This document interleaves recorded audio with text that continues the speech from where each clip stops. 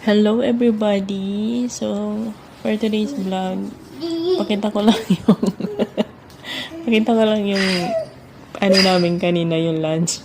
Nakatawa lang ako guys kasi nasa tabi ko yung alaga ko. Kinakapi niya yung sinasabi ko lagi. Ngayon na ako mag-voice over. Oo, ayaw, naipit na. Okay na. Ah, ayan. Ayun nga, umiyak. Naipit.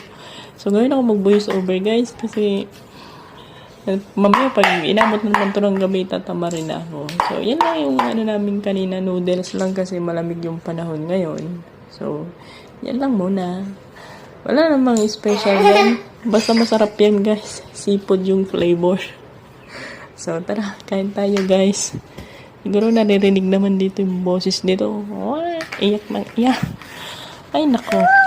Nakapagod maging nani sa batang inchik na to. Ayaw. Oh, Sina, hello guys. Hi guys. Sina, hi. Hoy. Hi. Bye-bye.